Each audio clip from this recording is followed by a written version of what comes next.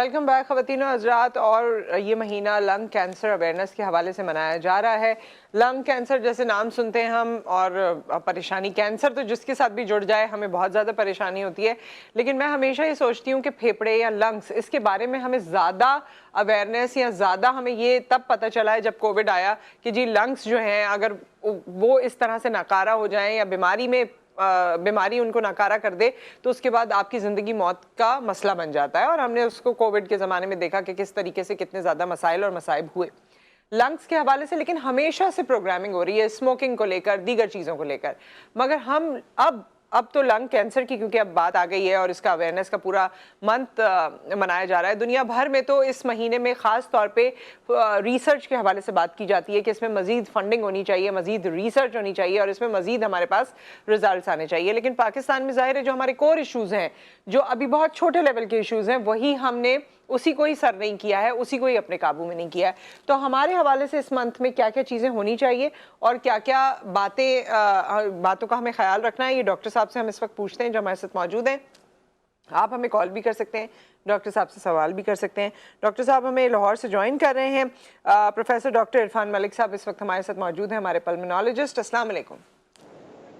वालेकुम सलाम। जी डॉक्टर साहब, पहले तो आप हमें इस मंथ के हवाले से जो पाकिस्तान में रहते हुए जो चैलेंजेस हैं या जो अवेयरनेस है जो आप देना चाहते हैं, प्लीज़। बिस्मिल्लाहिर्रहमानिर्रहीम। Thank you so much. आपने बड़ा इम्पोर्टेंट इशू है हमारा लंग कैंसर। और पाकिस्तान में बेसिकली स्टैटिस्टिक तो हमारी इतनी सिग्निफिकेंट नहीं है, लेकिन 2020 का एक डाटा है जो हमें बता रहा है कि तकरीबन अराउंड 10,538 पेशेंट्स जो हैं वो पर ईयर लंग कैंसर में मुब्तला हो रहे हैं। और ये तीसरी बड़ी वजह है कैंसर से पाकिस्तान में डेथ की। और ग्लोबली देखा जाए तो ये lung cancer at the top है। अच्छा, 85% इसकी रीजनिंग जो है वो स्मोकिंग रिलेटेड है। इसका मतलब है कि ये हमारा सेल्फ मेड कैंसर है जो हम अपने आप को खुद दे रहे हैं। बास कैंसर तो वो होते हैं जो जेनेटिकली प्रीडिस्पोज होते हैं और बास किसी इन्फेक्शन के बाद हो जाते हैं, लेकिन लंग कैंसर जो है 85% इसमें रीजन स्मोक होता है। हमारे यहाँ पाकिस्तान में सबसे इम्पोर्टेंट प्रॉब्लम है कि हम अपनी सेहत के अलावा हर चीज़ पे पैसा खर्च करते हैं। और कुछ चीज़ों को हम एज के साथ अटैच कर देते हैं। लाइक कोई भी शख्स अगर सिगरेट पी रहा है और वो 60 साल का हो गया तो उसके मुताबिक उसको सांस फूलना एक जायज़ अमल है, हल्की फुल्की खांसी आना जायज़ अमल है। और वो सिर्फ उस वक्त हमारे पास अप्रोच करता है जब उसको बलगम में खून आ जाए, तो फिर वो उसको सीरियस लेता है। तो जब तक पेशेंट हमारे पास पहुंचता है उस वक्त तक उसका जो स्टेज है वो अनफॉर्चुनेटली उस लेवल पे पहुंच जाती है कि जब हमें सिर्फ और सिर्फ उसकी पैलिएटिव केयर देना पड़ती है। यानी हम सिर्फ उसका जो सिम्प्टोमेटिक ट्रीटमेंट है वही कर सकते हैं, क्यूरेटिव ट्रीटमेंट यानी उसका कंप्लीट इलाज नहीं कर सकते। अच्छा डॉक्टर इरफान, लेकिन ये हमेशा से, ये so sorry for the interruption, लेकिन हमेशा से सिगरेट नोशी को इसी तरह से लिया गया है कि लोग कहते हैं फलां भी तो पीते थे, फलां भी तो इतने डब्बे पी जाते थे, इतनी सिगरेट्स पी जाते थे, उनको तो कुछ नहीं हुआ। तो ये जो लोगों की तरफ से एक बयान आता है, इसके लिए आप क्या जवाब देंगे? देखिए, पहले तो शायद हमारे पास एक एविडेंस नहीं अवेलेबल था। अब तो एक एविडेंस बेस्ड मेडिसिन की बात होती है। अब जितना भी लिटरेचर उठा के देखें लंग कैंसर का, तो उनमें जितने भी पेशेंट हमें मिलते हैं 85% वो उनमें कैंसर इज द ओनली काज।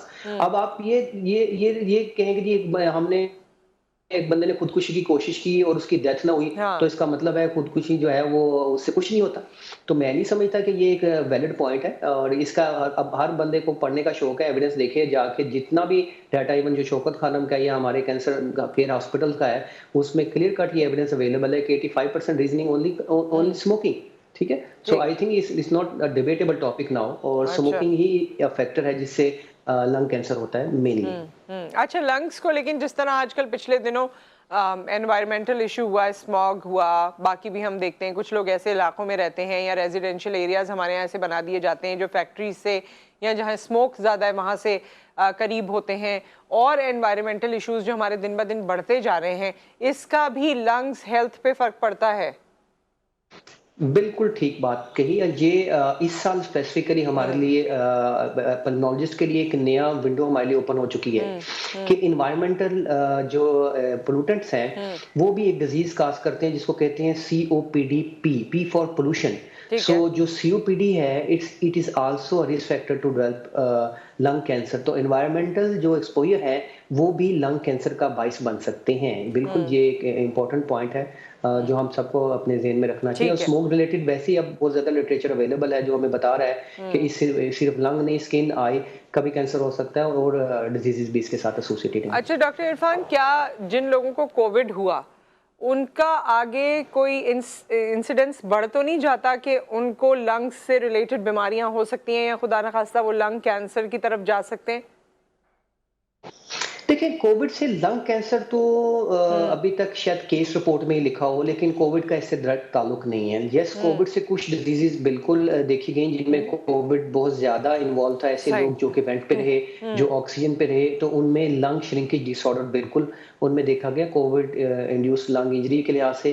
और इसके अलावा उन कुछ लोगों में अस्थमा प्रीडोमिनेंट देखा गया, लेकिन मोस्टली कोविड में जो लंग डिसऑर्डर हुए, वो ऑलरेडी उन पेशेंट में प्री एक्जिस्टिंग थे, लेकिन कोविड ने उसको प्रोमिनेंट किया। जो कोविड एसोसिएटेड स्पेसिफिकली अगर मैं कहूँ तो लंग श्रिंकेज हो सकता है उन पेशेंट का जो कि काफी अरसे वेंट पे रहे और सही। जिनको सब ऑप्टिमल ट्रीट किया गया। Most of the patient Covid में जो भी डिजीज थी वो with the passage of time वो रिवर्स कर गई।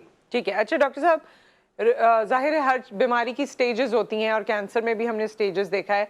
खुदा न खास्ता अगर कोई कैंसर की जाने बढ़ रहा है तो पहले सिम्टम्स क्या है, जब अगर वो डॉक्टर से राब्ता कर लेता है तो उसी वक्त शायद उनको कम कर दिया जाए या ख़त्म कर दिया जाए या इलाज मुमकिन हो पाए? देखिए, सबसे पहले हम ये डिसाइड करते हैं कि किस पेशेंट को सस्पेक्ट कर लेना चाहिए कि इसमें लंग डेवलप कोई कैंसर डेवलप हो सकता है। तो अगर कोई शख्स 20 सिगरेट एक दिन पीता है और अच्छा। उसको ये पीते हुए 10 साल हो गए हैं, तो वो पेशेंट एट हाई रिस्क है टू डेवलप लंग कैंसर। ठीक है?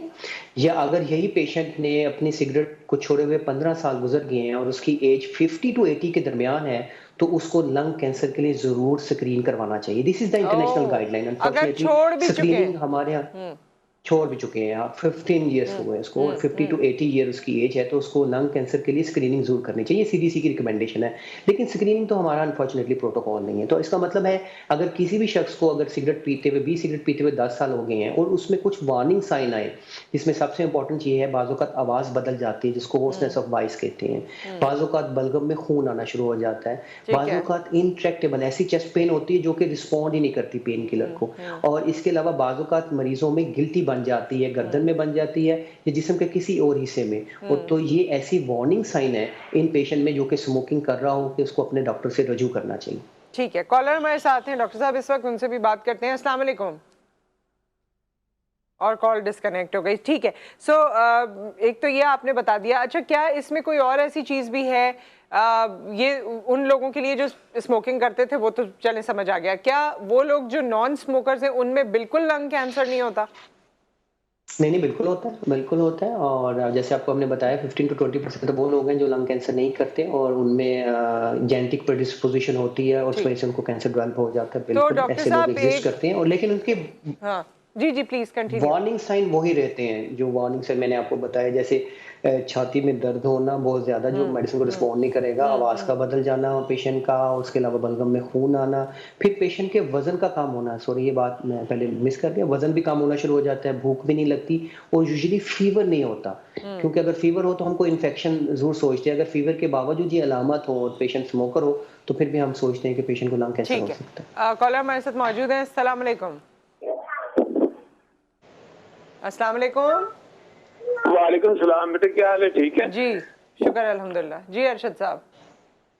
बेटा, मैं अरशद बोल रहा हूँ फैसलाबाद से और मुझे 4-5 साल से लंग्स का प्रॉब्लम है। तो इस सिलसिले में वो आपका प्रोग्राम देख रहा था, तो इसमें कोई हल हो सकता है? वैसे मैं डॉक्टर ने मुझे सल्सेप्ट दी हुई है काफी देर से।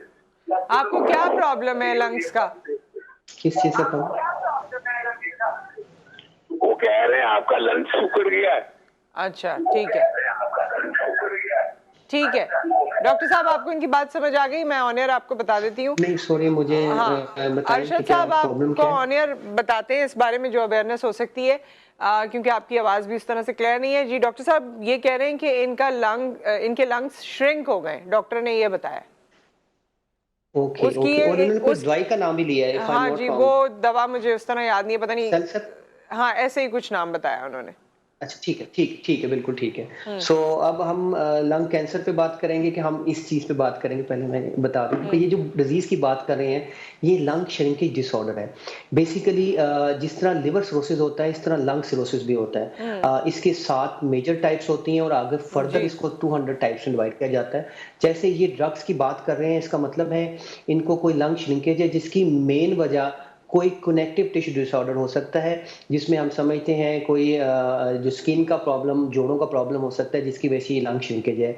और जो डॉक्टर साहब ने दवाई दी हुई है, यूजुअली यही दवाई दी जाती है विद लो डोज स्टेरॉइड से, जिससे पेशेंट का ये जो डिज़ीज़ है ये कंट्रोल रहती है। यूजुअली हम इस मेडिसिन को बंद नहीं कर सकते, इसको हमें लंबे अरसे के लिए लेना पड़ता है, लेकिन ये डिसीजन रोमाटोलॉजी एंड पल्मोनोलॉजी दोनों स्पेशलिटी कंबाइंड बैठ के करती है। इसमें और भी तो डॉक्टर साहब शायद एरियाज होंगे, क्योंकि ये लंग्स श्रिंकेज जो है ये और भी, तो वो भी थोड़ा सा हाईलाइट कर और भी दीजिए कि वजूहत वो, है, देखिए हाँ जो ऐसा जो ना जो हो ना, ये क्योंकि हमें 7 दवाई डिजीज सही समझ ना आई हो, उनका रीजन कुछ और हो, तो नहीं, थोड़ा वो सा। मुझे आइडिया हो गया, जब हाँ आपने लंग श्रिंकेज का बताया तो मुझे समझ लगी। जी। देखें इसकी और वजूहत भी होती है। बाज़ औक़ात तो we unable to find any reason, इसको कहते हैं इडियोपैथिक पल्मोनरी फाइब्रोसिस। राइट। और बाज़ औक़ात ये लंग श्रिंकेज जो है, it will be a surprise for you, ये बर्ड एक्सपोज़र से भी हो जाता है, पिजन से भी हो जाता जी है जी जी जी और जी। लव बर्ड से भी हो जाता है।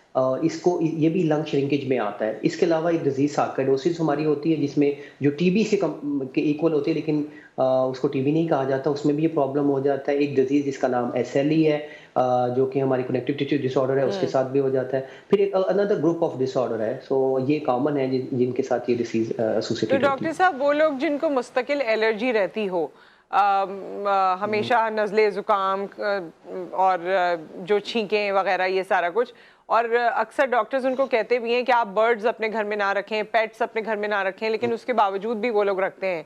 तो क्या ऐसे लोग ज़्यादा प्रोन होते हैं कि उनको लंग्स कैंसर हो सकता है, या ये श्रिंकेज हो नहीं, सकती है? कैंसर तो नहीं, लेकिन श्रिंकेज का ताल्लुक है। हाँ देखिए पिजन लंग डिजीज आप लोगों ने नाम सुना होगा। जी पिजन जो है दे आर एंटीजेनिक, और उनकी जो उनकी जो फासिल मादा है वो बेसिकली इसको बढ़ाते हैं। तो पिजन से तो इसकी एसोसिएशन है, लव बर्ड से भी एसोसिएशन है, लेकिन इसका ताल्लुक कैंसर से नहीं है। ठीक है। इसका ताल्लुक लंग श्रिंकेज से हम बात कर रहे हैं, ठीक है? ठीक है, उससे हो सकता है। ठीक है डॉक्टर साहब, अब ये कैंसर क्या किसी खास एज में ही हो रहा है पाकिस्तान में और दुनिया भर में, या फिर ये अर्ली एज में भी हो रहा है? देखिए यूजुअली जैसे मैंने आपको बताया कि कोई शख्स अगर 20 सिगरेट 10 साल पीता है तो इसका मतलब है यूजुअली ये एज होती है 18 टू 19। तो 30 टू 35 ईयर के बाद ही हमारे पास पेशेंट जी जी। लंग कैंसर के आते हैं, ठीक है? इस वजह से 50 ईयर पे स्क्रीनिंग की जाती है। ये मिडिल एज की डिजीज है, बट हमारे पास प्रेजेंटेशन लेट होती है। यानी आपको मैं हैरानगी की बात बताऊं कि इसमें 11 ईयर के हम प्रैक्टिस कर रहे हैं, टीचिंग कर रहे हैं, हमें कभी भी मरीज पहली स्टेज का नहीं मिला आज तक। हमें जो भी मरीज मिला, मोस्ट ऑफ द पेशेंट जो है वो 90% एंड स्टेज पे जाके मिले, और अच्छा। अनफॉर्चुनेटली वो इंपॉर्टेंट टाइम ऑफ स्क्रीनिंग जो थे वो अपना मिस कर चुके थे, बिकॉज उन्होंने इसको लिफ्ट नहीं कराया। जैसे मैंने आपको बताया कि पेशेंट समझता है कि मेरी एज ज्यादा है, तो ये जो फीचर है ये मेरी एज रिलेटेड है, टिल उसको पेशेंट को स्पूटम में खून ना आए और पेशेंट का वजन कम होना ना शुरू हो जाए और भूख कम होना ना शुरू हो जाए, उससे पहले राइट। पेशेंट हमने नहीं अपने पाकिस्तान में देखे कि वो टाइम पे हमारे पास पहुंचे।